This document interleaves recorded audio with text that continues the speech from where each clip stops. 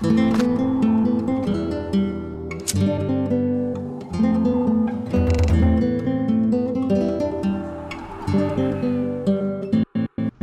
and welcome to this video. My name is ActiqueRS and today I wanted to talk about the player-owned ports, and on the background you will see my character just running around in the player-owned ports and doing random stuff, so you don't have to really pay attention to that too much. I will talk about the profit that you can make through the player-owned ports, and is it actually worth it to do the player-owned ports for the money. So I'm sure that some of you, my viewers, haven't really completed the player-owned ports and you don't have all the armor from the ports.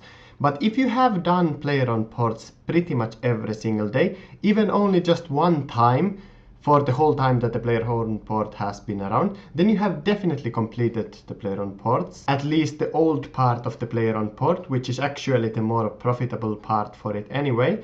So it might be a worthwhile thing to consider selling the player-owned ports loot, because some of those loots are actually decent amount of money, and you can actually calculate what kind of profit you get per mission that succeeds if you get the trade good missions. So I took my time to calculate which of the items that you can make, the tradable items, give you the best amount of money if you sell it through the Grand Exchange, and often it was the big armor piece. So for example, if you have plate, chi or lacquer, it's really often the main body which is giving more profit for each resource. But of course sometimes this changes a bit, and the balance can also be so that making, for example, the helmet or the legs is more profit. So you can always calculate that before you decide which armor piece you want to make. Anyway, I made some kind of approximations for what kind of money you can get for each resource, and I used just the Grand Exchange guide prices for this, except for the koi scales, which I tested out myself to buy the item and sell it back to the GE, so I know the better price for that. But basically for the other items I used the GE guide price. And in this spreadsheet you will see the amount of money you can get for each resource. And I also calculated the profit per mission for pincer missions.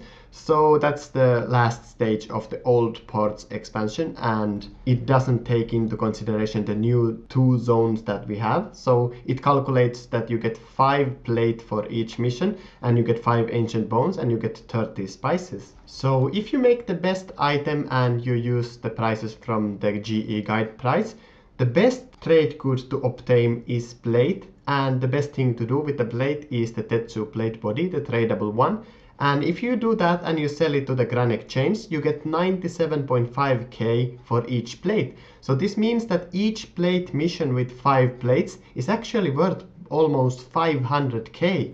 And I believe that if you finish the storyline of the player-owned port, you get 50 plate mission, and those 50 plates are actually worth 5 million gold coins. So that's pretty cool, to be honest, and it means that player-owned ports are a decent amount of money.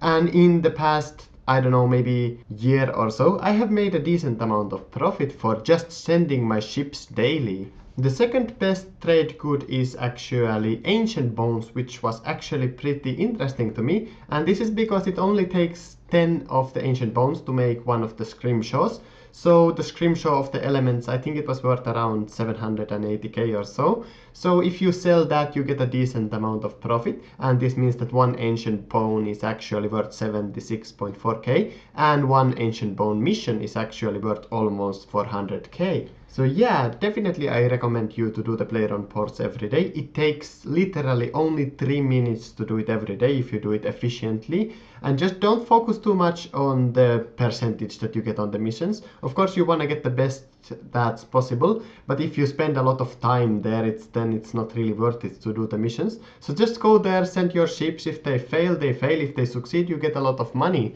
So yeah, I definitely recommend to do that. And lastly, the new armor pieces for the player-owned ports, for example the Reef Walker's cape that you get from the koi scales, you actually can sell that for around 3.5 million, and that works around to be 46k for each koi scale. But I don't think that's really good, and I think nobody actually wants to buy the cape. It's just because it's so rare, and that's why people buy it for that kind of price at the moment. But that's gonna crash anyway, I think, later. So yeah, and also the pearls doesn't give you that much money. They only give 18.7k for each pearl. So I don't know, the new ports expansions don't really give that much money. But yeah, if you want to make some easy money, just do your player-owned ports each and every day, and you will gain some easy money. And yeah, I think this is pretty much about what I wanted to say in this video. So if you like it, please leave it a like and subscribe. And thanks for watching, and see you guys next time.